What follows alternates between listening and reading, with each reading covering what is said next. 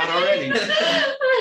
All right, we're gonna get started. So thanks for being here. I have 2 people. We only had 1 on Tuesday, so but we've got, I don't know, 6 online. I'm so sad I missed. I woke up at 10. I was like, so, On Tuesday you did? yeah, and that was the one I needed. So I had to wait like a whole 2-week cycle or a month cycle before you move back.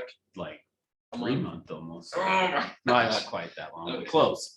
All right, so we're going to talk about business planning today. Woo! Oh, hello, Nice. guys. Oh, yeah. I was We like, got all there was the a fun couple people. who said that they were going to come to this. Yeah, I'm coming. they're stragglers. I'm like, what? We'll have a few more It's stragglers. orangey. Abby said she would be here in person today too, and she's not online, so I'm guessing she'll be here shortly as well.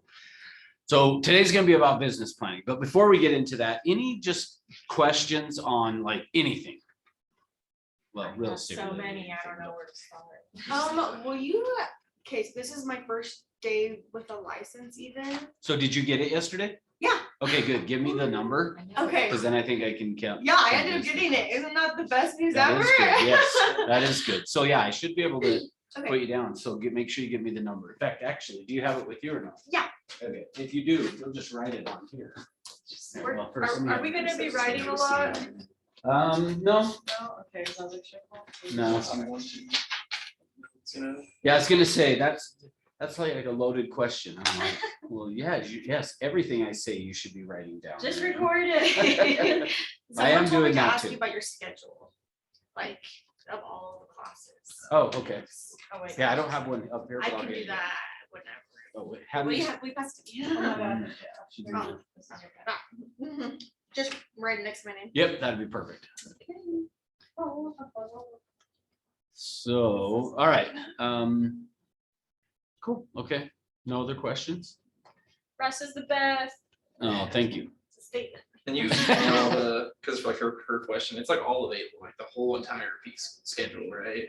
It's what? The whole schedule is like it's posted somewhere, or like you can go see the entire like training schedule, right? Somewhere. I I've don't know seen that it we do before. have it necessarily. We did at one point. Yeah. Maybe that's why I saw We're it. working on a new calendar for the website and stuff, so it's not there yet, so but I do have, I'll print you out one. Okay. One for you, so. Thank you. Perfect. Okay, we're gonna get talking about business plans. So before we do that, and before we get into that, oh, Abby's online again. She said she was gonna be here. Dang it. No, I'm on my way. I just Oh, wanted to okay. make sure I was there from the beginning. All right, good. All right, so here's what we're gonna do. So we're gonna talk about business plan, but before we get into the business plan, in fact, think of today as being to prepare you for your business plan. We're not actually gonna go through and totally fill it out, but I brought printouts that I'll give to you guys in just a minute here, but before we get to that though, there's some other pieces that I want to put in place first on business plan. And so we're going to talk about Robert Kiyosaki's book, Rich Dad, Poor Dad. Have any of you read that? I've listened to it. Okay, or listened to it, that's fine. Chunk of it, or sort of. Sorry. Calling somebody? I know, I was like, what is going on here? But apparently my phone is what's going on here, so. Let me get rid of that. There we go. All right, so yeah, I thought somebody was asking a question on Zoom or something for a minute there, but so from the book, Rich Dad, Poor Dad, I would recommend, if you have not read it or listened to it, that you should do that. But before we get to that, or as part of why I would recommend that, is in that book, he talks about something he calls the cash flow quadrant. Do you guys remember the cash flow quadrant? Do you remember what the 4 areas were? That's That's like okay. the right was small business, big business, like a regular job, and then You're on the right track. So I here, can't so up here was employee. yes. Oh, yeah. So here's where typically it starts, is most people will start out their work career as being an employee. They'll go get a job just somewhere, which is fine, and that's great. That's just usually quadrant 1. For me personally, that's where I started. But then for me, quadrant 2 is what we would now call self-employed. Okay.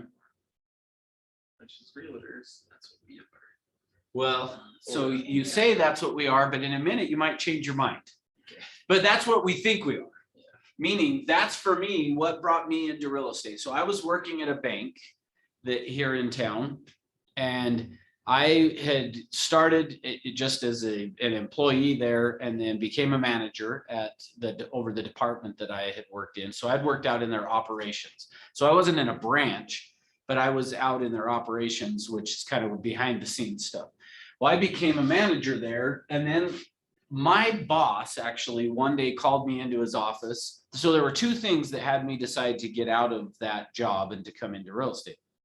But and I won't get into both of them, but the one is, and the only, not that it's secret, it's just that it's not really relevant to what we're talking about. But the first thing that happened, which is what caused me to then decide that I wanted to come into real estate, was my boss had called me and asked me to come to his office. I got to his office, and when I got there, he said, "Hey, I have a project for you."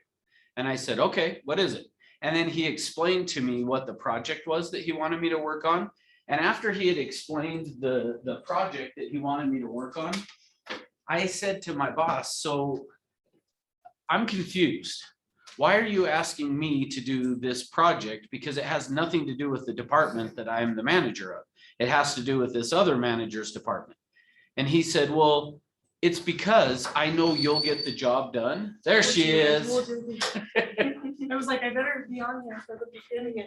I know. So yeah, which while I'm thinking about it, for you guys on Zoom, make sure you put in your name in the chat box so that I know who was here from Zoom. So I said, "Why did you give me this project?" And he said, "Well, because I know you'll get it done, and I'm not sure that she would get the project done."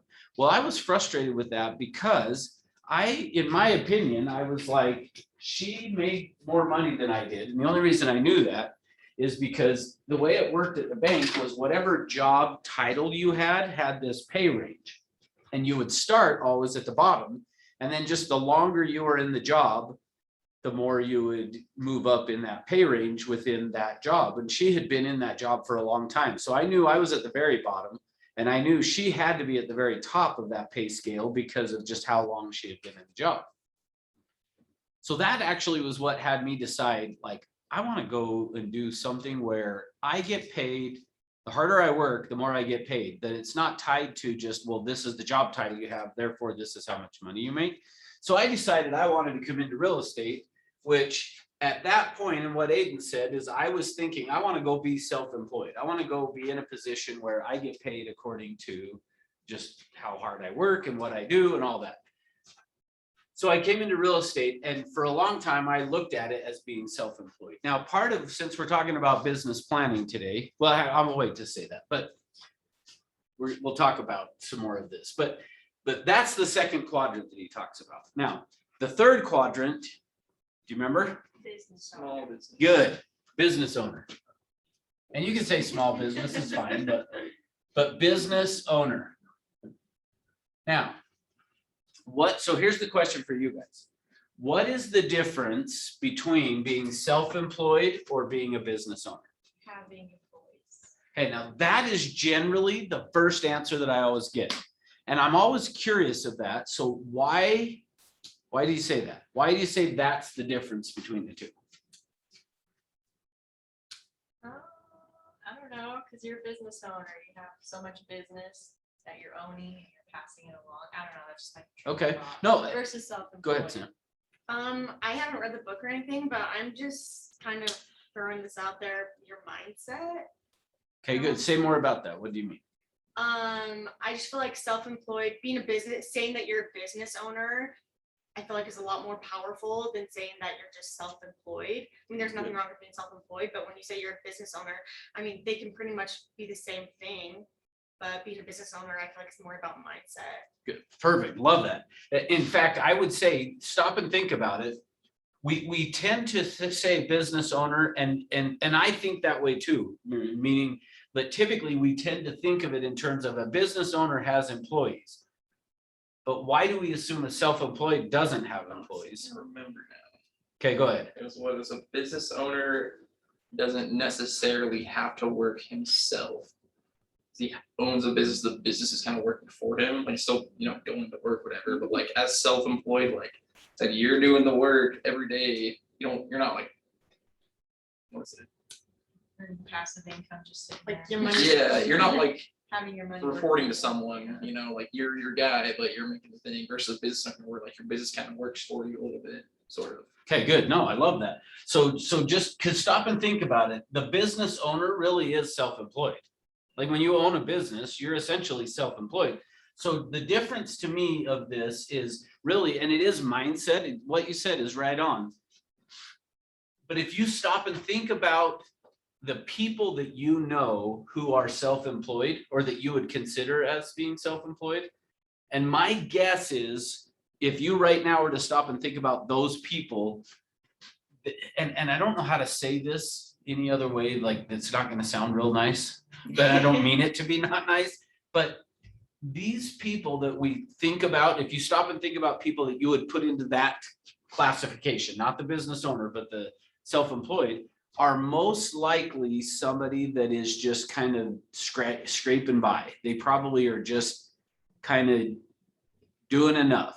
And I don't know if that's true or not, but for me personally, that's how my mindset is on this, is when I think about somebody that's self-employed, I tend to think about somebody they're not somebody who's out there thriving in their business. Because if they were, then we would probably move them over into this area that we would say is a business owner. Does that make sense? So here's what I want you to think about also. Part of what I think makes up the difference between these two is, as I think about the people who I know that I would put into this area, they don't have a business plan. They have not put together here's where I want to go in my business, here's what I want to achieve, versus I would say the people who I classify over here. And let me just give you two quick examples. So I have a guy that right out of high school that I did construction for, that I worked for doing construction. And he is one that I would say to you is, I consider he's self-employed. Versus I had another guy that around that same time that I worked for doing construction that I would tell you that I think he's in this category. Now, here's why I would say the two differences. The one finally came to me one day and was like, hey, you might want to go get a new job because I don't have any work after we finish this current project we're on. There's nothing else lined up. So I went and then started working for this other guy. Well, this guy constantly has had business and he's got tons of employees, versus for this guy, I was just more like the apprentice that was there to just help him out. Meaning he didn't have enough work to justify hiring more than even me to work for him. So that's where I would say is to think of it. Now, at the end of the day, really, it does come down to it is really a mindset of how you're going to think about yourself. But from today forward, I want you guys to think of yourself as a business owner, not a self-employed person. Now, here's the other piece that I was going to say on that is, here's the other way I want you to think about it as well, is there are tax advantages to being set up as a business owner versus being a self-employed person as well. And I learned that the hard way. So part of why I'm telling you this is I want you to not have to go through what I did on this, meaning I had gotten my license. I started working. I remember I went and had my taxes done. The guy that did my taxes just lived down the street. I don't even know if he was a CPA, if he was just a tax preparer, but I just went to him. And I remember so I had gone 1 year, he had done my taxes. The next year I went back and he did my taxes. And it was about that time that my business was starting to take off. And I remember I asked him, should I go get myself set up as a corporation? And he said, an S Corp or a LLC or something. And he said, no, I don't think you need to. And I said, oh, okay. So I did. The next year I went back. Now, my business had doubled from the year before to that next year. And I went back to this guy to do my taxes. And when he started to calculate them and looked through everything, he goes, you know what we ought to do? And I said, what? And he said, you ought to go get yourself set up as an S Corp. And I said, why? And he said, well, because it would have saved you a lot of money in taxes. And I said, I asked you last year if I should do it, and you told me no. And he said, well, I didn't, now remember, this was a neighbor that lived just down the street. He's like, well, I didn't think you were gonna double your income. And I was like, well, isn't that like the point is to try to increase your income every year? And he's like, well, yeah, but I didn't think you were gonna make that much. And I was like, well, I plan on doing more than that. And he said, well, then, yeah, you should go get it set up. So now at that point, I went back and found an agent at the office and said, okay, who do you use to do your taxes? And he told me who he used. So I went to this other guy and he went and looked through it and he said, yeah, I could have saved you $10,000 in taxes if you had talked to me. And I was like, oh. Oh, gosh. So I got set up as a corporation. So now here's what I'm recommending to you guys. I am not a CPA. I'm not an attorney. I did stay at a Holiday Inn. Remember that commercial? No? Okay. Never mind. We're like, So, yeah, forget it. Would have been funny, not funny. All right. So, but I would say go talk to either an accountant, a CPA, an attorney, somebody to find out, should you get yourself set up and structured that way? Here's what I will tell you is if you're going to make more than probably $75,000 from this business, it's going to be worth your time and effort to get set up as a corporation. So whether it's an LLC, an S corp, whatever it is, but talk to somebody and find out what would be best for you to be structured as. So initially I was set up as an S corp, but then at one point the Division of Real Estate said that we couldn't be, and I don't even know why. And so I switched it over. So now mine is a PC, a professional corporation, which I don't know. Like I said, I'm not the expert on that. Go talk to a CPA to find out, should it be an LLC or whatever. Honestly, for me, I probably, if I had it to do all over again, I probably would have done it as an LLC, but don't rely on me. So go talk to somebody there. But here's the difference. As a self-employed person, the way that it works, and again, I'm not a CPA, so don't like, are any of you guys CPA accounting? Not me, for sure. All right. estate agents Know me are- in numbers. Yeah, that's a good point.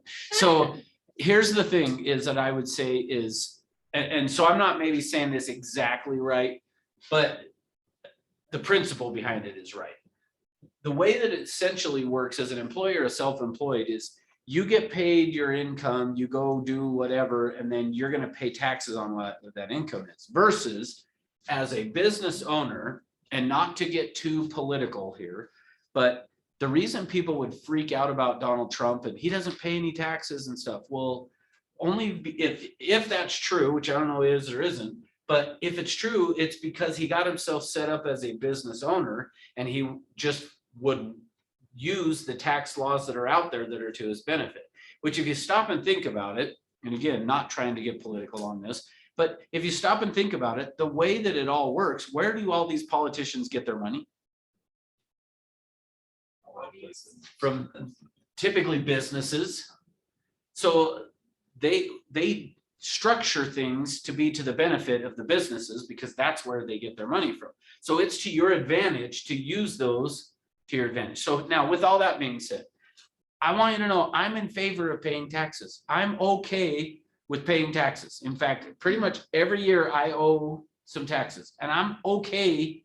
I don't like it, but not necessarily, but I'm okay with writing out a check to send it to the IRS to pay my taxes every year because I like the fact that we have roads and the infrastructure that it provides for us. So I want you to hear that, like, I'm good with paying taxes, but I'm going to do everything I can to take advantage of every loophole that is in the tax code. And maybe loophole is not the right word, but everything that's allowable under it. And then I'll pay whatever is left over in taxes, so the guy that I had switched to do my taxes, he was so good that I always hesitate even telling this part of the story because I kind of feel bad about it. Like returns. But I made the most money I had ever made in a year. And my accountant, and I don't know how he did it, but I will tell you, I know I'm safe, and I'll tell you why in a second. But I ended up getting a tax credit, like I got from the IRS and earned income tax credit because I was so poor. Yet I had made the most amount of money I'd ever made in my life. And the government, not only did I at that point not pay taxes, like they gave me money because I was so poor. Now that accountant ended up in jail, FYI. For, So what's his number? I don't want his number. yeah, well, you do want his number, just unfortunately, he's not allowed to prepare taxes anymore. So I had to move on from him, which was a sad day. But here's the good news. When the IRS came after him, they checked everything. And I was like, I remember I called him on the phone and I was like, did you like do anything wrong? Because I was specifically thinking about the year that I got the earned income tax credit. I was kind of like, are you sure that like that was all everything? And he said, the IRS has combed through everything. If there was a problem in your taxes, you would have heard about it. And I was like, all right, well, we're good then. So, and I didn't ever have any issue. I'll visit you in jail.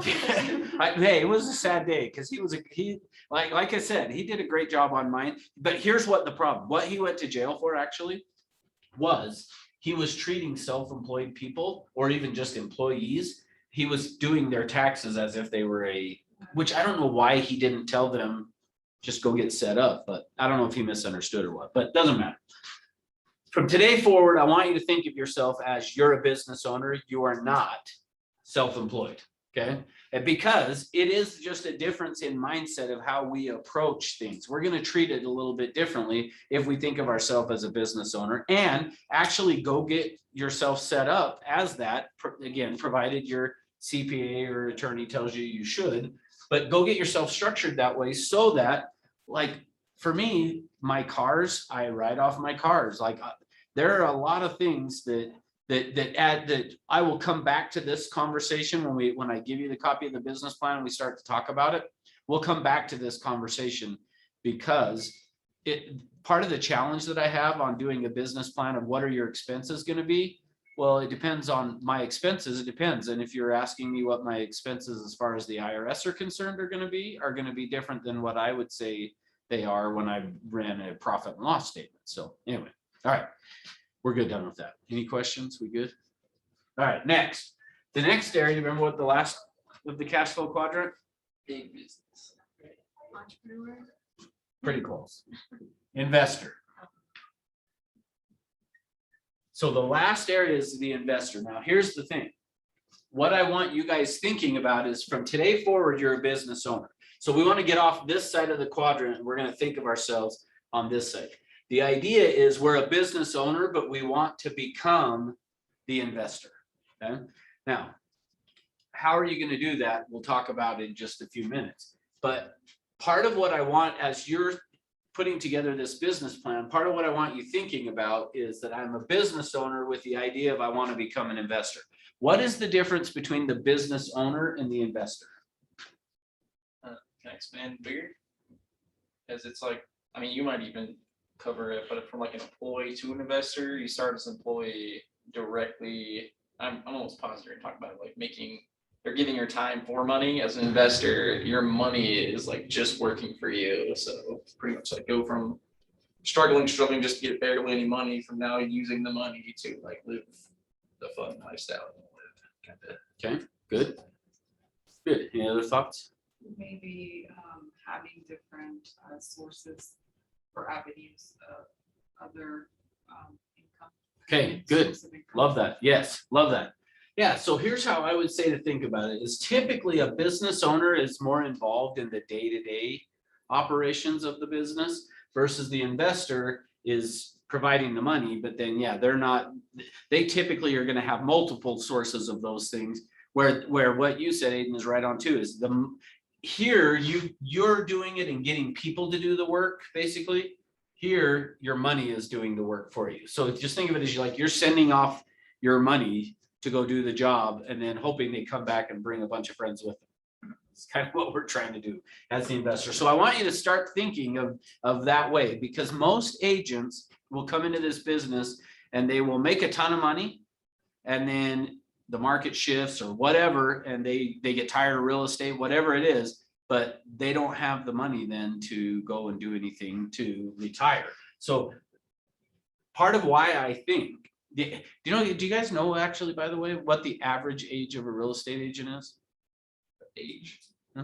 How old the average, like if you took the age of all the real estate agents across the country, averaged it out. 35. Oh, that's huge. Yeah. You're all too low. It's in the 50s. No, no, it's not 85. 65. So I don't know, I actually haven't heard in the last year, so I don't know that it's changed, but I'm sure it hasn't changed much. But the year before that, so in 2019, the average age was 57. Wow. So Interesting. What do you think? What's you're gonna tell us, but what do I think what? like, why is that? Because of exactly this. They don't plan for retirement, so they have to keep It's like selling they're real Hail estate. Mary, like, "Ah, I'll get into real estate. Well, I think it's that, but I think it's also even people that came in that started your age are still selling real estate at 60, 70 years old because they did, well, if you don't plan to become an investor, you will be. That's the point. So, all right. Now, the other thing that he's added since he had written that book, that he's added a 5th area to this cash flow quadrant, which makes it, I guess, not really a quadrant, but the 5th area is philanthropist, is really kind of where he added is the next step after you become an investor is, and what does a philanthropist do?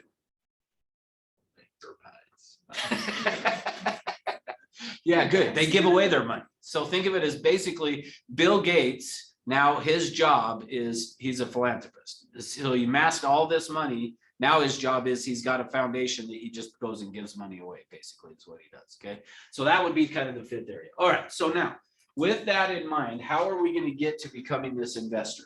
Well, now let's start to move into that, and we're going to go through and we're going to start to talk about the business plan. Okay. So let me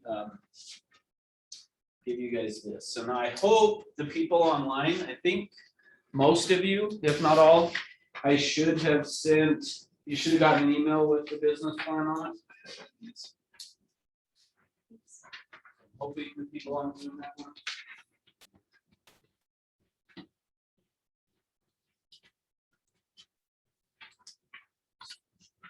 I have one. Is it this thing?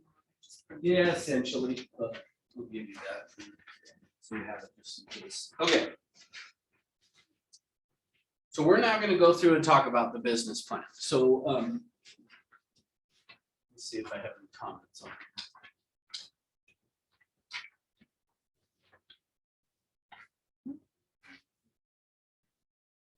Okay. All right. So here's what we're going to do. So we're now going to go through and we're going to talk a little bit about the business plan. But as we do that, again, today is not about filling it out. It's about getting you started and working towards filling out the business plan. Okay. So you'll notice on there, the first thing that I just want to share with you guys is you'll notice up here, it says business plan for blank for, blank month for whatever, or for your name. Sorry, not month, blank for you and for whatever year. So the first thing you have to decide is, are you going to put together this current business plan based upon from now just till the end of the year? And then from there, do it from January to January? Or are you going to do it based upon, you're just going to start it for September, and this is going to be your September of 2021 to September, end of August 2022. So you decide, doesn't matter. But you'll notice on here that the next thing that it has is this quote from Earl Nightingale, which just says, success is really nothing more than the progressive realization of a worthy ideal. This means that any person who knows what they are doing and where they are going is a success. Any person with a goal towards which they are working is a successful person. Okay, so that's part of what we want to keep in mind. Now, you'll notice the first area up here is previous year's numbers, which for, I think, all of you guys that are here at least, and I'm not sure on Zoom, but I think the same for everyone on Zoom, is you don't have a previous year's numbers, right? So we're not going to have any of that to go on. So I'm going to give you some ideas of things you can use, like for average commission, stuff like that. But just know that the next time you fill out this business plan, you'll start by filling out the previous year's total commissions earned and average commission, what your business expenses were, what percentage they were of that, how many total transactions you did, how many were buyers, how many were sellers, total days worked, all that kind of stuff. Okay. Now we're going to get here to 2021 goals. So the first area is total commissions earned. Now, before you write a number in there, total commissions earned, I don't want you to do this the way most people do it. Now, I mentioned this, I think, on Tuesday, but the way most people, well, in fact, actually, let me do this. so for you guys on Zoom, throw it in the chat box or unmute and tell us. And then you guys here, I want to hear, like, what is your goal? When you came into real estate, you got your license. What was your goal in income you wanted to make? First year or just like? First year, yeah. I was reasonable. I was like 50,000, but now I'm not reasonable. It's like 1,718,336 Awesome, okay. 50? I don't want to share. Why? Cause I was just like, I set the bar like ultra low. I was like, I want to do my best is my goal. Okay, do my best, okay. Yeah. There's no dollar amount. Okay, well, that is pretty reasonable. Yeah. That is It's crazy. Minimum Okay. 100,000. I wanna grow. What about, I said 6 figures, so. okay, I just wanted to replace my income because I come from corporate. okay. Which, so again, for me, that's what I did when I thought of myself as self-employed, is I replaced my income. But, all right, let me see what people on Zoom said here. Minimum 100,000. 1,000 and anything. Go ahead, Christopher. Yeah, minimum of 100,000, but I have to admit, since joining team with Century 21 Everest, my goals have gone much higher. Okay, good, awesome, good. So yeah, here's the thing. If we were to do a survey, so I told you guys the average age of real estate agents is 57. If we were to do a survey of all of those people and said, what is your goal in terms of income? Do you know what the most common response was going to be? 100,000. Nope, 100,000 is good. Is the most common number is I want to make $100,000. And I think the reason is because most people probably just haven't done that. So that's why that becomes their goal. Well, I don't want you guys to set a goal like that. Now, here's what I mean. If setting a goal, if just setting a goal would create, if that created success, everybody would be great. So now I'm not taking away from setting goals. Don't hear that, because we do need to do that. But I want you to do it a little bit differently than the way most people approach it. Most people approach it as, I want to make $100,000. And if you ask them why, they're not going to have a reason. Their reason is probably going to be, well, because I've just never made that much, and I think it'd be cool to make $100,000.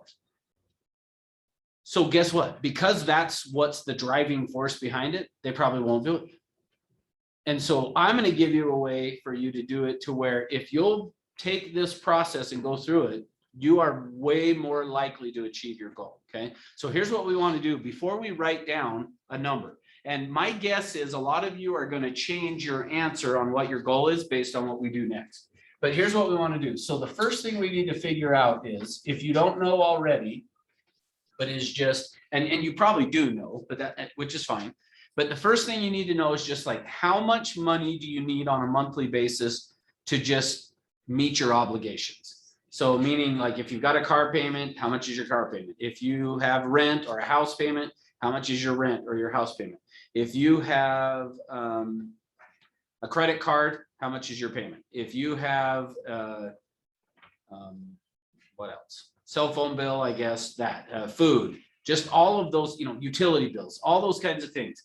How much do you need just to get by? So that's the first area we want to come up with. Okay. Now, once we have come up with that, we're going to have that written down. Now, you can do it monthly or you could annualize it, however you want to do it. But just kind of knowing how much do you need on a monthly basis. And then you can then times that by 12 and you'll know how much you need for that in terms of just to get by. Now, next thing we want to look at is, do you have some debt that you want to get rid of? Like I said, do you have a credit card? Do you have RC Willie account or a student loan or maybe a car payment? Any of those kinds of things. Do you have some debt that you want to get rid of? And then from there, decide how much of that debt do I want to eliminate in the next year? And then write down what that number looks like. So figure out what that looks like. Okay, next. Next one is, do you have things that you're going to just want to buy? Meaning, are you going to have like a shopping allowance for clothes? Or if you want to buy a new car? Do you want to buy like whatever, something, whatever it is that you're wanting to buy? figure out what those things are and how much they're gonna cost, and then you're gonna write that down as well. Okay, the number. Next. Trips or vacations.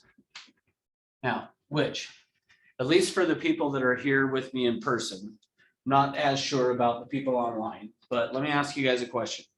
What is the difference between a trip and a vacation?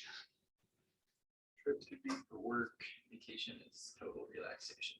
Okay, good.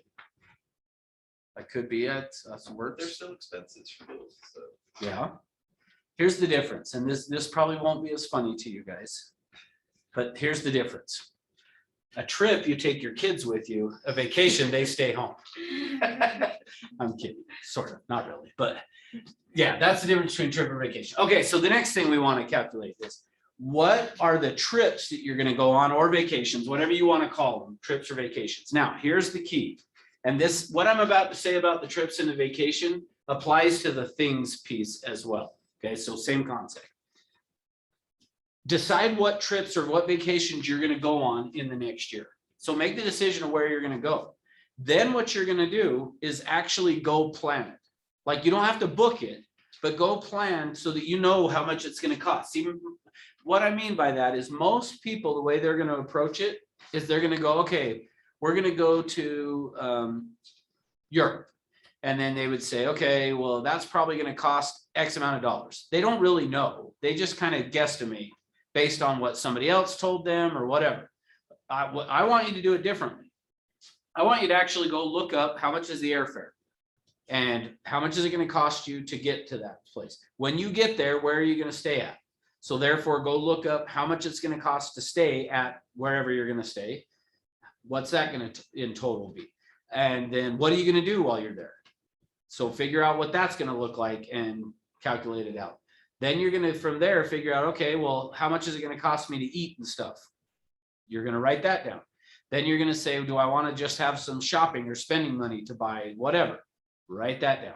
Now, here's the key though. This is the secret piece of this that people don't do, which is why they typically don't end up achieving their goals. If you will actually plan that out that way and go research it, then put down the number, you are more likely to go on that trip and more likely to do that vacation, and therefore more likely to earn the money. So the same thing on things. If you're wanting to buy a new car, instead of just writing down, okay, I want to buy, well, so let me give you an example. Ford has now just announced their F-150 that's going to be all electric. I'm going to buy one of those. So for me, though, but I haven't done this yet, but because I'm not planning to do it until next year. But my plan is going to be, as I do my business plan for 2022, is I am going to figure out all the options that I want. Like, I'm going to go build the truck online of exactly what I want, figure out what the price is, and then I'm going to plug that in right there. See, that's how we want to do this. So you, instead of just going, okay, I want to buy a new truck, so I'm going to be, oh, it'll probably be, you know, what, $70,000 or whatever. Instead of that, what I'm going to do is figure out exactly with the options, the color, and all of that I want, how much is it going to be, and then boom, I'm going to write it down. Does that make sense? See, if you'll do that, now, unfortunately, they don't exist yet to where, but if they did, if you had something like, let's say you were wanting a Tesla or something, then go get in one and go drive it. You know, like that would be even better for me if I could do that, because that's going to make it more real for you. And it's going to get it more into the unconscious of your doing it. See, that's the idea of this. So now let me give you a quick success story from that. About 5 years ago, I was teaching this class. There was a lady that came from our Orem office to the training. In the training, as when I brought up, you know what, the difference between a trip and a vacation, I did the same joke. And, but she said at that point, she said, now her, I don't know how old she was, but her kids were all grown, married, gone out of the house. So that's why she had been a stay-at-home mom and the kids were gone. So now she was coming into real estate to have something to do, I guess. I don't know. But she said during the class, I have never taken my family on a vacation. And she said, and I was like, you never did anything? And she's like, well, we would like go camping up in the mountains or something, but she's like, but I never like took my kids and like went to Disneyland or something like that. And I said, okay, well, if you want to do that, then here's what you do. And so I told her, okay, you going to Disneyland or Disney World? She said Disney World. I said, okay, good. Here's what you're going to do. Go jump on the computer tonight and figure out how much the airfare is going to be. Calculate, how many kids or grandkids or whatever that you're going to pay for to go. Figure out what the flights are going to be. Then decide what hotel you're going to stay in. Calculate how much it's going to cost, and are you paying for the kids and grandkids, or are they paying for themselves? And figure out how much the tickets to Disney World are going to be, and what's that going to look like, and how much are you paying, and how much are they paying? Who's going to pay for the rental car, and who's going to pay for the food? How are you doing all that? And anyway, I said, if you'll go do that, you'll make the income you need to go and do it. So fast forward now about a year and a half. About a year and a half later, we're at Summit. And she walks up to me and she says, hey, Russ, I don't know if you remember me. My name's Lisa. And I said, oh, yeah, I remember you, which was interesting because here's the thing. So I have trained agents for the last 17 years, pretty much, I guess. I've been training real estate agents. And one thing I've learned is you can never tell who's going to be a success and who's not. So let me preface what I'm about to say with that. I have learned you can never tell. But even though I know you can never tell, meaning I've had people come into the business that I've been like, that person is going to be a rock star, and then they fail. But I've had other people come in that I'm like, the worst one ever. I'll give you the worst one ever. Worst one ever was this guy shows up and he asks a question in the middle of class. And I go, yeah, and his name was Juan. So I go, yeah, Juan. And he says something that I could not understand. Because, so he was from Mexico, so English was a second language, so had a thick accent, he was missing front teeth, and he had a speech impediment. So his English wasn't great, had a speech impediment, missing his front teeth, and I am not kidding, I had to actually ask him to, when he asked his question, I was like, I'm sorry, I can't understand what you're saying, will you write it down so that because like, and it was, I remember after that class was over, I went and called his manager and I said, are you kidding me? Like, there is no way this guy's going to make it in the business. I said, I understand him better in Spanish than English, and I don't speak Spanish like that. So I just said, what the heck? And she said, but he's so nice. And I just had to give him a chance. Here's the interesting thing. He went on and started producing. And I was like, I don't know how he's doing it, because I couldn't understand him. So but here's the thing. So he was my lesson that like, you can't tell who's going to make it and who's not going to make it in the business. Now, with all that being said, this lady's sitting there in the class and she starts telling me all this stuff. And I'm sitting there going, yeah, you never know. Like, I'm telling her, go plan the trip and it'll happen and all this. But deep down, if afterwards you would have asked me, is she going to make it in the business? I'd have been like, nah, she'll never make it in the business. Yet, fast forward a year and a half, she comes to me and tells me, hey, just wanted to report back to you that a few months ago, I took my whole family on that vacation to Disney World. And I was like, all right, high five. And she said, yeah, I made $120,000 in real estate during that first year. And here's the thing, this is the key thing. She said, I did exactly what you asked us to do. And she said, I calculated out the amount of money that I needed to make in order to do those things. And I went and did it. So here's the thing. That's why I'm telling you, and this is why I'm spending so much time on this. If you will take the time to detail these things out the way that I said, not just ballpark it and throw it down, that won't work. But I love actually what Miriam said a little bit ago when she said, what did you say? You came into this thinking you wanted to make 50? Yeah, And- 50,000. And then you want to make how much now? Like 1,716,385.02,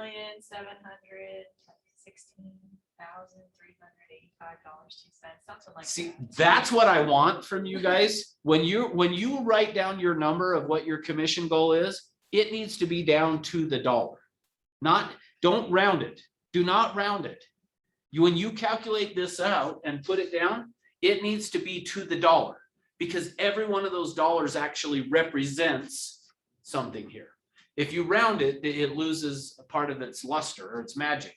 So it needs to be that detailed. Okay, now, but we're still not done. Okay, now Another book that I would recommend for you to read if you have not read yet is written by a guy, the author's name is Og Mandino. He was the original OG, I guess. Just Nate Dogg. What? That's Nate Dogg. Oh, okay. But so Og Mandino, and the book is the Richest Man in Babylon. It'll probably take you like 2 nights to read it. It's not a thick book, but The Richest Man in Babylon, where he just gives some principles about money and things.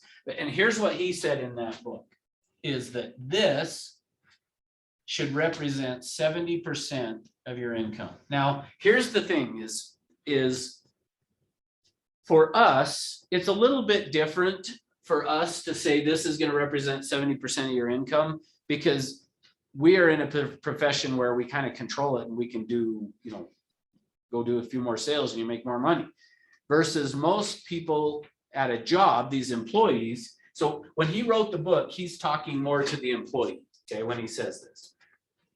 As he says, this should equate to 70% of your income. So for us, if we're going to put together a business plan and we're going to set our goal as to how much money we want to make, this is only 70%. So whatever you come up with right here is going to be 70% of how much you want to make in income. Now, the reason for that is this. So the other 30% is going to fall in down here, okay? And the other 30% is going to break down like this. So 10% of that 30% is going to go to charity. Okay. In the book, he talks about this, of that we should be donating 10% of our income should go to some type of a charity. So you figure out what that is for you, whether it's United Way, Taxes. no taxes doesn't count. That doesn't count as a charity. Nope. So figure it out. Is it a church? Is it United Way? I don't know, Red Cross, whatever, whoever you want to do, is we just want to give back. You want to be participating and giving back. So that's 10%. The next 10% is what he calls passive investing. What would be passive? So the other 10% should go to passive investing. What would be passive investing? Brings you money without work. Just based off of passive. Okay, good. Yeah, you're on the right track. Basically, it's you're giving money to somebody else to manage it. So it's someone else managing. Now, think of it this way, I'm not recommending this, but just putting money into a savings account would be passive. Putting it into an IRA or a 401k, something like that is going to be passive income. Somebody else is managing. Now, here's the reason for that. The reason we want to be putting money into passive investing, and this applies, he doesn't bring this part up, but for us in terms of real estate, do most people that buy a house go pay cash for it? So if that's not the case, that they're paying cash, where do they get the money from? Okay, but so they go to who to get the loan? So a lender or a bank. So where does that person get the money? That's right. It's typically, it is like they're taking money from like life insurance policies, stuff like that is what they're taking then to use that to then invest it back. So think of it as this, the idea of this passive investing is our way of contributing to keeping the economy going. That's the way to think of it. Because what would happen, in fact, actually, I was a little nervous about this actually last year. Early on with COVID, I wasn't so worried about the lack of toilet paper. But at one point, I remembered saying to my wife, I wonder if we should go to the bank and just have like $10,000, $15,000 in hand on cash on, just holding on to. And then it hit me, if I'm thinking that, other people probably are too. And this is where I then got a little scared, because what would happen if all of us just ran to the bank to just pull out a little bit of cash? Sounds like this has happened before, a long time ago. Yeah, what Great happened? Depression. Things happen. Say that again, Christopher? Another Great Depression. That's right. Because what would happen if we all ran to the bank and said, if we all just went and said, I'm going to pull out like $3,000. Yeah, the bank does not, even though your bank account statement says you have X amount of dollars at the bank, they don't have that much cash at the bank. So if we all went to the bank to pull it out. So for me, last year, I wasn't so worried about the run on toilet paper. I started to be a little worried about what happens if all of a sudden everybody decides to run to the bank and pull their money out. We're in serious trouble. So think of it that way, is to me, this is almost the opposite of that, of we're doing our part to help keep the economy rolling. Because if everybody went and did that, our economy would be, we would go through a greater depression. I don't know if it'd be great or not, but It's all over the internet. Just kidding, it's the greatest. it If we is. did have a depression, it'd be like all over social media. Oh, So yeah. it'd be different. Yeah, it would be, yeah. So, okay, so 10% is gonna be just passively. You're giving the money to somebody else to manage as investing. Then the last 10%, if 10% is passive, what do you think the other 10% is? Active. So what would be active investing? Going and trying to start a business. Stock sales.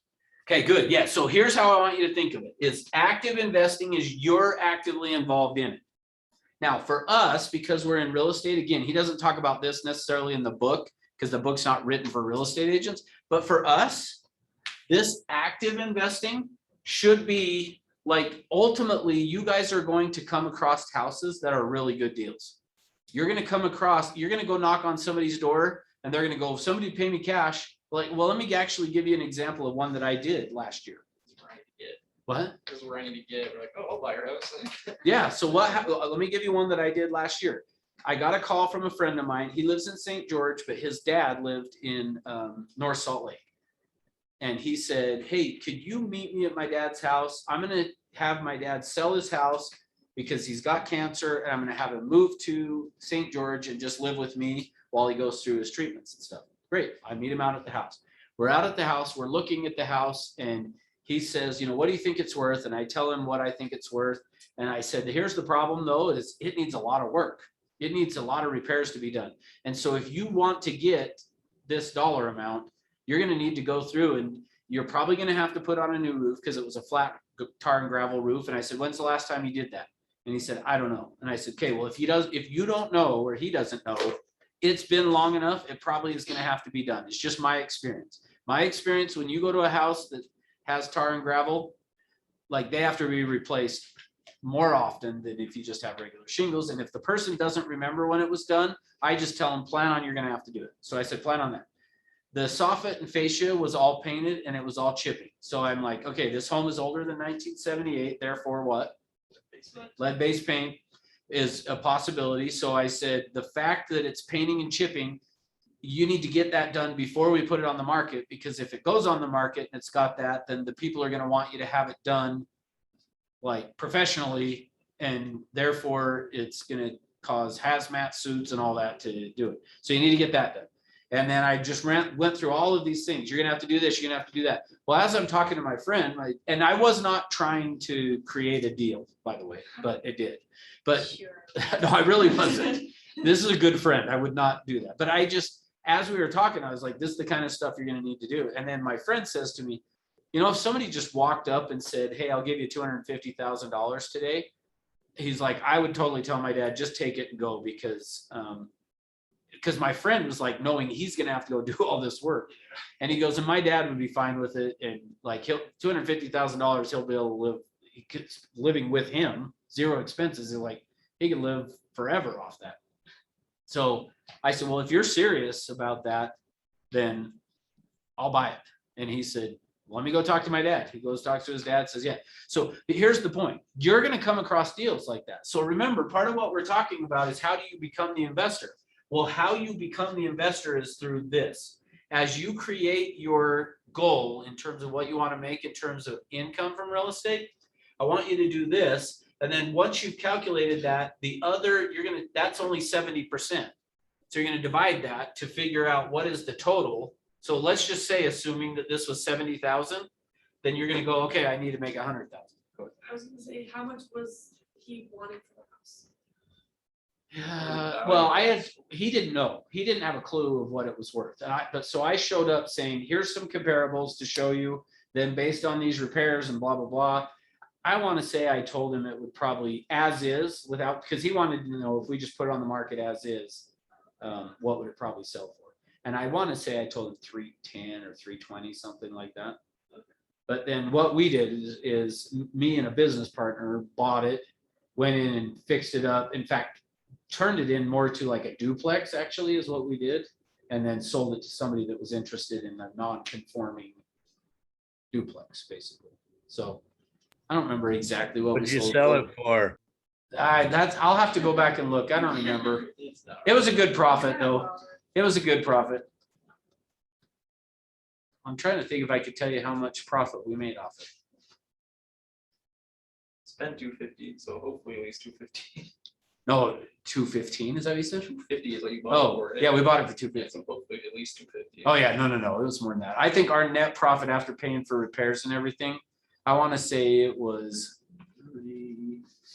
about 60,000. Made about $60,000 after repairs and everything. So yeah, it was good. All right, so here's the thing. So that's what the number you're gonna write down for your goal in terms of commission, this is how you're gonna calculate it. Then you're gonna write that down, okay? That way you're putting money towards this. So now let me kind of, I know I kind of paused in the other story for a minute, but that's how you're gonna become the investor, is by putting money aside and having a goal in terms of what that's gonna look like. And then along the way, you're gonna build that up to where you can then, you wanna get to the point that you've got enough cash that you can go to when you find somebody that says, well, yeah, you know, this is trash and I don't want to do any fix up on it. What would an investor pay me for it? You could just say, well, I would be willing to buy it for X amount of dollars. Now, here's the thing on that. The business partner that I do this with, he and I have actually just kind of like, we're not taking advantage of people. Like we do something that would be like, let's calculate it to be a fair deal to where you're not ripping them off. Like I don't, you know, if you're going to do this, you don't want to rip people off because that'll come back to you as well. But at the same time, you also, it's got to calculate of there's always going to be extra expenses than what you think there is to do these repairs. So based on that, you know, we just kind of, another one that we did a year before that we really hit a home run on was one that it was kind of like even what's gone on in the market now is the market was kind of going up a little bit while we did the repairs. And anyway, made a good profit off it. But this is what you want to do. Make sense? Any questions on that? So now you can see why we're, like I said, we're not filling out the business plan today because chances are you don't know all this stuff yet. So your homework assignment is to go and do this, calculate it out to figure this stuff out so that you can then write down your number as far as what your goal is in terms of total commissions. Okay. All right. Next step, let's go to the next piece. So the rest of what we're going to do now is essentially, I'm just going to walk you through the business plan. Like we're not necessarily filling it out right now because, well, here's why. Once you write down your total commissions earned number, which you don't know what it is yet, so we don't know what to write down. Therefore, we don't know what the total number of closed transactions you're going to need. But let's do the basics that'll help you figure it out. So let's just say that all right, sorry, I had to get a drink. Let's just say that my total commissions earned, my goal was going to be $253,462. Like, I don't know, something like that. Okay. And let's say, well, in fact, I'll see what you guys think. So the next thing we would need to know in order to figure out how many transactions we need to make that kind of money is we need to know what is the average take-home commission that you're going to get off of a transaction. So any ideas what that looks like? The average commission? On a team or not? Well, so yeah, it is going to differ if you're on a team or not on the team. Under 10,000 for sure. Okay. Under 8,000, if it's a really nice one, that's my guess. Anywhere from probably like $3,000 to $9,000. Yeah, here's what the number I was going to say is what if we just said 5,000? That pretty cool. Why'd you ask this reference? well, because if you guys would have come up with, when I do this in California, I don't really know what their numbers are always going to be, but I just like, because I want to try to make it relevant to you guys. So when I hear between 3 and 9, I'm like, okay, let's do 5. Okay. So if he would have said 5 to 10, I would have said, let's write down 7 then. That's a good round number, so it'll help. Okay, so if the average commission that I'm going to take home on a transaction is going to be 5,000, and I want to make 255,000, whatever I said, how many transactions do I have to do? So somebody do the math, or do you want me to do it? How much did you say you wanted? Say 255, 362, I don't know. It'll be an odd number of transactions, so we will round up the transactions. 51. 51, okay. That- 51.0724. We'll do 51. We'll round that one because not all of them are gonna be 5,000. If you do 50 transactions, some of them will be more. Okay. So now that I know my total commissions earned, if I divide that by the 5,000, it tells me the total closed transactions I need to do. Yeah. Yeah. That's a good one. Doable. It is, I've done it, it's doable. Yeah, But every month, 5 for every month. no, some months you'll do Those are 7 goals. Yeah. or 8. No, So, seriously, that's it. once You're you get probably the not gonna do momentum. 5 every month. You're gonna do 7 some or whatever, okay? So, but just calculate what it is, and then you know what you need to do. And if that panics you too much, then I guess you need to come back here and go, okay, I guess I'm not going to Europe. Maybe I'm gonna go to somewhere else. But instead of that, instead of lowering it, change what you're gonna do to make it happen. Okay, all right. Next, so the total appointments attended. So if I need to close 51 transactions, how many appointments do you think I'm gonna need to attend? At least 2 a day. 150. 2 a day? I don't think you don't need to do 2. I did 50 transactions a year and I didn't do 2 a day. 100. 100? Not a day, obviously. Yeah, no, total. Total. You everybody good with that? Yeah. And I would say that's probably about right. Okay, so then I need to do 100. So, and I would say that's the way to do it. For you guys, especially being newer, take whatever the number is and double it, is how many appointments you need to attend. Okay, all right, so total listings taken. So actually, and I'm gonna skip that one and go to total listings sold first. So if I need to do 51 transactions, how many of those are going to be listings?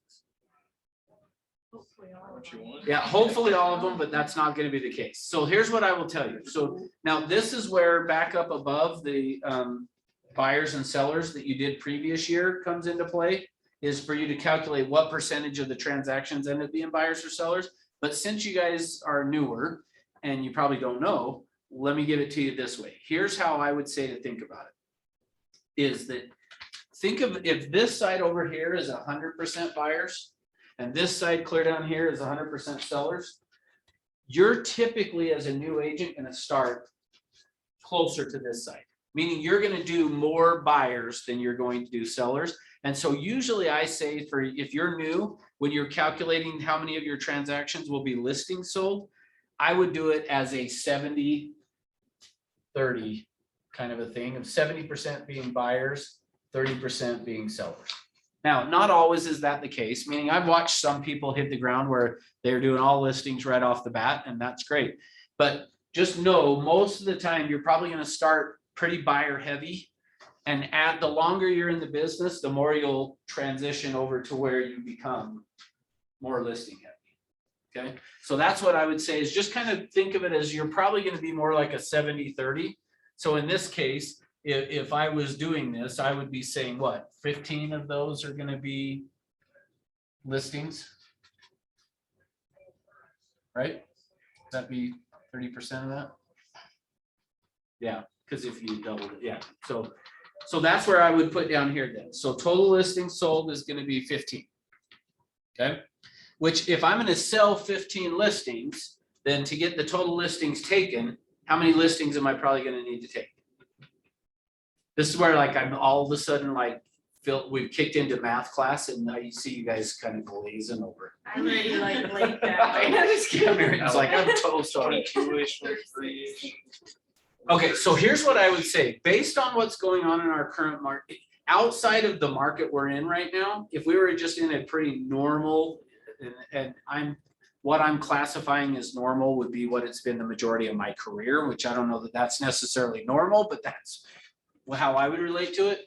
I would say in a normal market, you probably need to do, if you were gonna do 15 sold, you probably would need to do 20 to 22 or 23 taken to get to that. But in the current environment, I would say you probably need to like list 16 if you want to get that many sold. So I would probably say for your planning part of it, if this was the case, I would say to maybe put 20 listings taken to get 15 sold. And you'll probably do better than that, but that's kind of how I would say for now. Make sense? All right. Which then leaves me total buyer controlled sales. If I'm going to do 15 from here, what, then 36 buyers? That, Yeah. Okay. So 36 buyer controlled sales. All right, next then. Now, again, you might look at that and go, I don't want to do that. I want it to be more like 20. And you can adjust this, because the beautiful thing is this is your business plan. And if you adjusted it, said, I want it to be 20 here and 30 here or 31, then adjust it to that and just put more focus on you doing listings. Make sense? Okay. All right, outgoing referrals. Now, in terms of outgoing referrals, here's what I would say on this. Again, since you're new, I would say you should have a goal to do 1 a quarter, which should basically be 4 over the next year. Make sense? That's just giving away like someone to another agent for 25%. Oh, good question. So yeah, typically where you're going to come across that is in your prospecting, whatever it is you're doing. It doesn't matter. You're out knocking on doors, you're out doing phone calls, you're calling an internet lead. I don't care what it is. It doesn't matter. You come across somebody that says that either I'm leaving Utah to go somewhere else, or that like off a website or something, they say, well, we're going to be moving from Florida to Utah. Then you would say, oh, great. Well, do you have a house you need to sell in Florida? Yeah, we do. Okay, well, have you already got an agent that you're working with? No, not yet. Great. Let me get you in touch with an agent. And then you send it through our relocation department, and they'll go get an agent. And then, yeah, you'll make 21% commission of whatever it is. Okay. What? Yeah. All right. So that's the outgoing referral. So if you talk to somebody here that's leaving, then you would just same thing. So like, for instance, another person in North Salt Lake that happened this year was that I came across said that she wanted to move to Houston.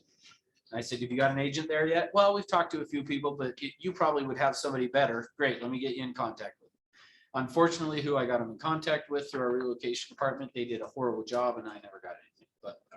But you just know, here's the thing to know. On average, if you send an outgoing referral, you're probably going to make $1,000 just by getting them connected, and you don't have to do really anything after that. So pretty good money for just a phone call to, hey, get to our relocation department saying, will you get this person in touch with an agent? Okay. All right. Total days worked. So on that, this would be again tied around. Basically, if you go back to this and you've planned trips and vacations and stuff, you should be able to go back and say, okay, here's the days I'm going to take off. So, which I am a big believer, you need at least 1 day off a week. You decide what day that is. I don't really care. But 1 day a week you should have at minimum that's like, I don't do anything real estate. Nothing. And in fact, actually for me, here's how I did it. Early on for me, and I'm not recommending this, but you might want to do it, but I'm not necessarily saying you should. But what I did is early on, I put on my voicemail on my phone. It said, if it's after 8 p.m. or Sunday, I will call you the next business day. And the reason I did that is I wanted to get my clients trained. Don't call me after 8 o'clock at night, and don't call me on Sunday. And so what would happen then is when I got a call from people, if it was even at 7 o'clock at night, they might leave me a message and say, hey, no rush to call me back. I know you probably won't call me till tomorrow. That's totally fine. It totally took the pressure off of me to worry about, oh, I better call him back. And same thing with like then on Sundays, I had just decided that was my day to be with my family.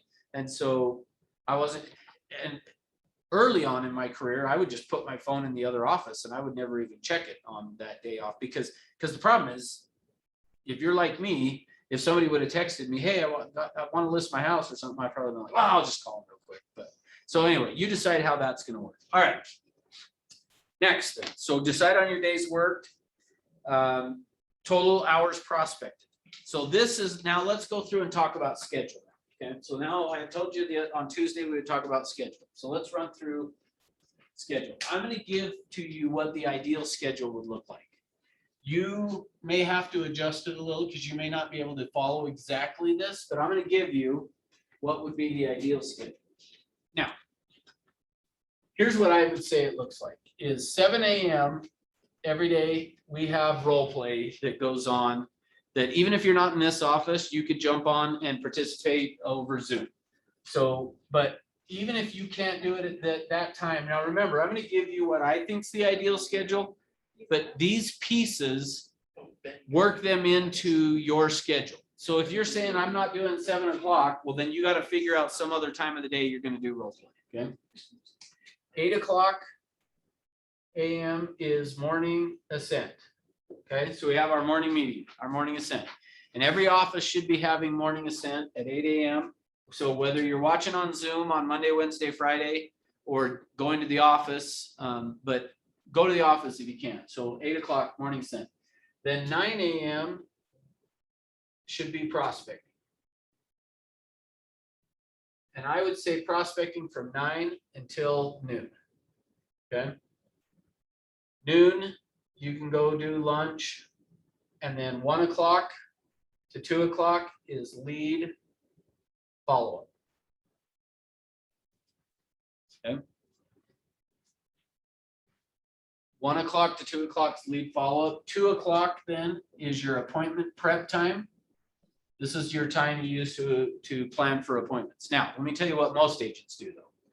Most agents, what happens is during their prospecting, they come across somebody that says, hey, I might want to sell my house.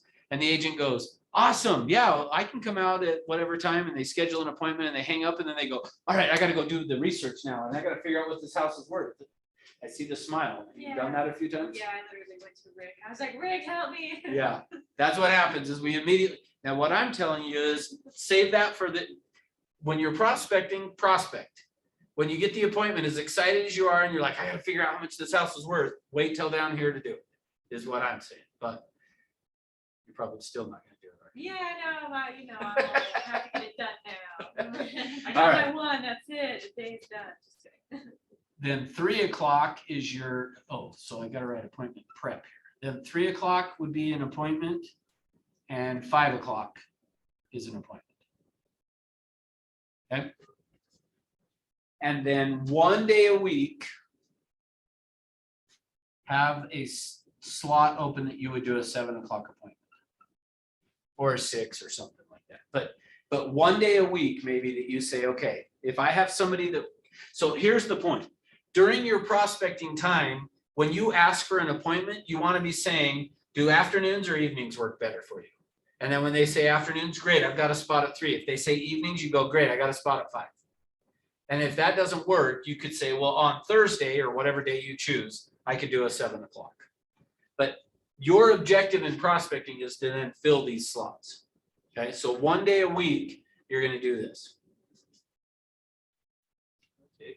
So Christopher, are you on Brian Burnett's team? Or is somebody on here on Brian Burnett's team? Seemed like there was somebody.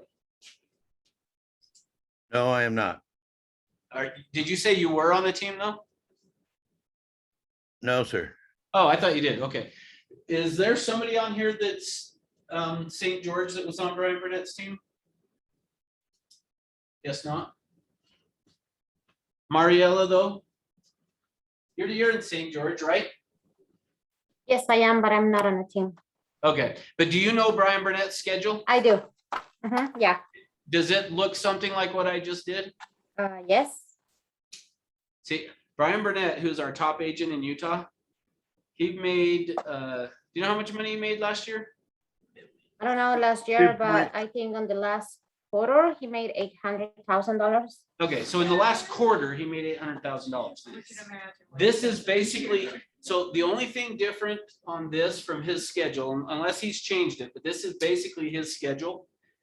Other than on Saturday, he'll work until noon. So he will work in the morning until noon, and then from noon on Saturday till Monday, he doesn't work. And he made over $800,000 in the last quarter. So what do you think would happen if you followed is. Little McBrien. this? Little McBride. Okay, but here's the key thing now. So now watch this. Especially for you guys earlier on, you're probably not going to, especially early on, you're not going to have these slots filled every day. So what do you do during these slots if you don't have an appointment? Your skill set, work on that. Yeah, either that or you'll do some more prospecting. So here's what I usually recommend. go drop by 2 for sale by owners or 2 expireds, or yeah, just go door knock, but go drop by and do some of those during that time. Here's what your schedule should look like. Now, again, I know we've got some people on here that have other jobs and those kinds of things. I get it that you might not be able to follow exactly this, but here's the key thing. What you have to figure out what your schedule is gonna look like, meaning, when are you gonna do role play? Because if you can't be there at 7 a.m., then you gotta figure out some time, and it doesn't have to be long. You don't have to do it for a whole hour, but at least schedule in some role play. Find somebody that you can get with to practice. Morning Ascent, obviously watch it, be there if you can. But here's the key thing. If you have to figure in a time that you're gonna prospect every day, has to happen. So if you can't follow this schedule, when are you gonna do it? And put it into a schedule of what's that prospecting time gonna look like. And if it can't be 3 hours, then it's gotta be, 1 or 2 at least, but to me, I would figure out when you're gonna do that. When are you gonna do your lead follow-up? When are you gonna do appointment prep? And when are you gonna do appointments? Now, so 2 weeks ago, I think it was 2 weeks ago. Was I here last week or was I in California last week? I was in California last week. I don't know. Elevate was Anyway, last week, so- what? Elevate was last week. Was it? Oh, it was, and I was in California. So I was in California, doing all this training at our offices in California. And I had a guy there that said he worked a full-time job, but he wanted to quit. And I said, if you want to quit that full-time job, then you got to figure out when you're going to do this. And sometimes what that might have to look like. So, and I'm just assuming we maybe have some people on here that fit into that. You might have to say Mondays from 5 until 7 p.m. is when I'm going to prospect. Tuesdays from 5 to 6, I'll do lead follow-up, and 6 to 7, I'll do appointment prep, and then Wednesdays is going to be whatever it is. But you got to figure out how to do this and put this into your schedule. And the key thing with this is create like what your schedule is going to look like. I love using the example of Chick-fil-A. Like they know their schedule. And here's the example I love to use. Within the last, maybe it's been more than a year now, but within the last year and a half, Chick-fil-A put inside of the Atlanta Falcons stadium in Atlanta, Georgia, a Chick-fil-A inside the stadium. Now, it's a little ironic because what day are most football games? Sunday. What day is Chick-fil-A closed? Yet they put a Chick-fil-A inside the Mercedes-Benz Stadium. I don't know if that's really what it's called, Mercedes-Benz, whatever. And they're not open on Sundays. And I wondered, I wonder if they'll open on Sundays for the games. What do you think? No. So they're in there for concerts, I guess, or Monday night football games or Thursday night games is all. But be Chick-fil-A, meaning create your schedule and be like, this is how it works. Yeah. You what? My pleasure. Yes, that's right. My middle son, his goal is he's in college right now, but his goal is to be a Chick-fil-A owner. Is what his plan is. So, Do they franchise? Yes. so it's kind of, if I understand how it works correctly, and I need to ask my son because he'll know. But I think Chick-fil-A, like that one right there, Chick-fil-A owns half of it, and then there's an owner operator that's the other 50% owner. So Chick-fil-A is the highest, like taking, but for good reason, because they're Chick-fil-A.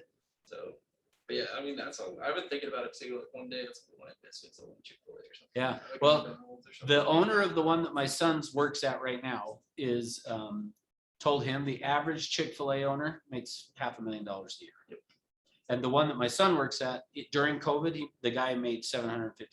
So that's to him, not then split with Chick-fil-A. The startup cost isn't that crazy. It's about like 50,000 or something, like 60 something. I like don't know. that. I'll have to ask him. I don't know. But anyway, we digressed for a minute. Yeah. So here's the key is figure out what your schedule is going to look like. So now let's go back to the business plan. So back to the business plan here. It says total hours prospected. Well, you got to have a schedule of knowing when you're going to prospect so you can fill that out.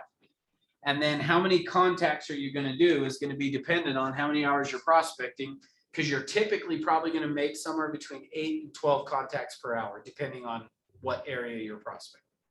Make sense? All right, next page. 10 more minutes and we'll be done.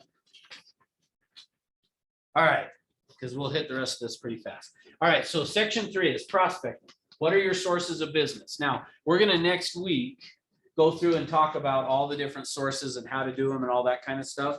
So for that section, just here's what I want you to remember. You should have 2 or 3 areas that you're gonna prospect in. One should be your sphere of influence. Okay. The other 1 or 2, you can pick from a list that we'll talk about next week. All right, total hours prospected. Again, you should be able to have that from here. Average contacts per hour. You're gonna have to figure out for you, but I would say just put 10 if you don't know. You're gonna do 10 an hour, but it might be a little less, might be a little more. All right, total contacts, you can figure that out. Doors knocked, appointments set. We've already talked about all that. So sphere of influence. You're gonna go through and put how many people you have in your sphere of influence today, how many people you wanna have by the end of the year or next year, whichever you're doing this business plan for. And then the difference is 4C is how many do you need to add? Okay. I will email my SOI every, I would say month is what you should put in there. And mail your SOI. I think quarterly is a good idea. And personally call your SOI every minimum should be quarterly. Okay. Some people in there you should call monthly, but minimum quarterly. Okay.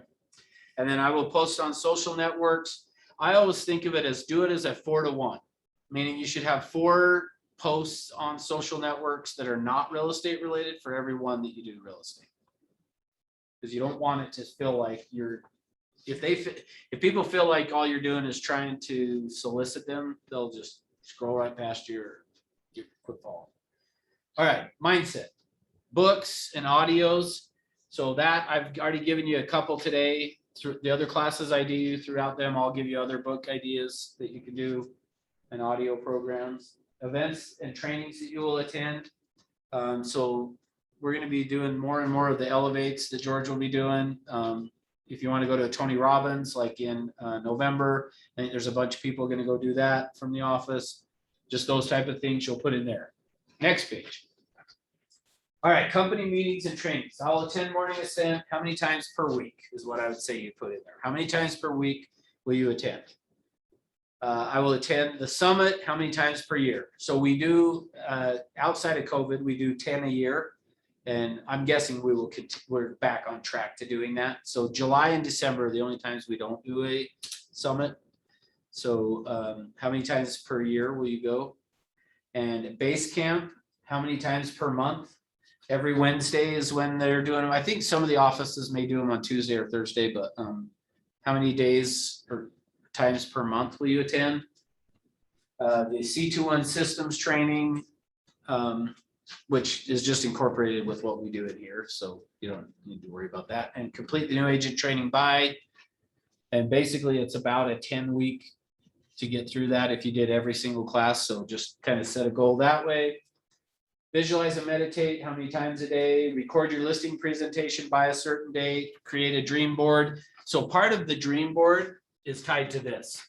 That's why most people do a dream board. They just grab a magazine. Oh, I want to have that. And I want to have this, and like research it first, then do that. Like, so if it was a new car, go get a picture of yourself in front of that car and then put that on your dream board. Okay. All right. Skill sets. I will role play. How many times a week will you attend role play? Or even if you don't attend, that you'll get with somebody to practice. Here's who my role play partners will be. I will chant and memorize the following scripts and how often. Write out the following scripts and how often. Who will you be coached by? Every one of you should have a coach within the company. So if you don't know, ask Jeanette who your coach is, because you are assigned to one. And then what specific skills will you master? So if you were in the class on Tuesday, we went through the 12 skills. You should be able to write down the ones you're going to master.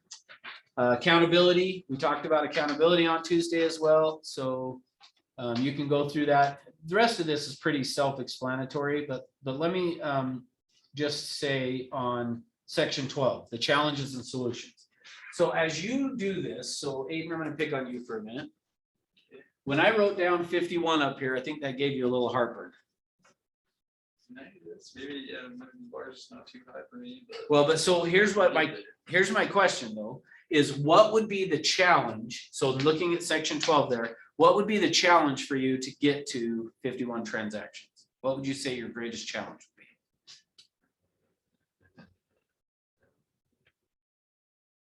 Expanding my sources of business, Okay, or so my skills in those sources of business. okay, perfect. So that's what you want to do in this challenges section is say, okay, now that I've put together this plan, what are the challenges that I see to me doing it? And then you'll notice right underneath it, it has what's the solution. So what is the solution that you're going to put in place to overcome that challenge? Okay, good. All right. Coaches. What questions do you guys have for me? Good stuff? Good stuff. Okay. Motivated. So your Great homework stuff. is to go fill that out and do all of this stuff and then get your business plan put together. And then I would recommend get with whoever the coach is from within the company to go over that with them and make a commitment to it. So, okay, thanks for being here. Thanks, Riley. Okay, so Tuesday's class, I think, is lead generation. So we're gonna go through and we're gonna talk about, let me make sure that's true. Yes. So what we're gonna do is go through and talk about like how to set appointments really. So even though it's lead generation is the name of the class, we're gonna go through and really first be just talking about how do you set appointments? And then between that and on Thursday next week, we'll go through, okay, now how do I apply that to each of the sources? So make sense? Yeah. Okay, cool. Thanks for being here. And if you're on Zoom, Thanks, Russ. your name is- Awesome as always. You're welcome. Thank you.